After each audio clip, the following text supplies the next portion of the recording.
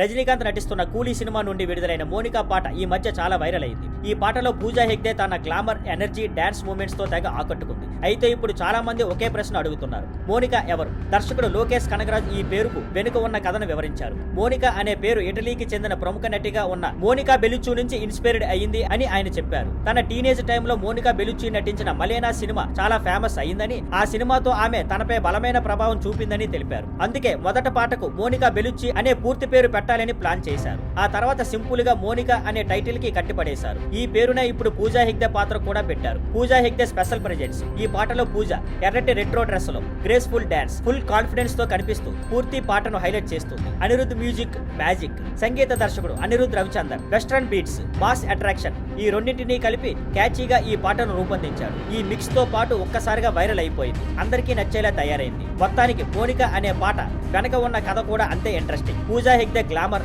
Anirudh music, Lokesh Kanagaraj creative ఆలోచన ఇవన్నీ కలిపి పాటను సూపర్ హిట్ చేశాయి. Thank you for watching. Please like, share and subscribe.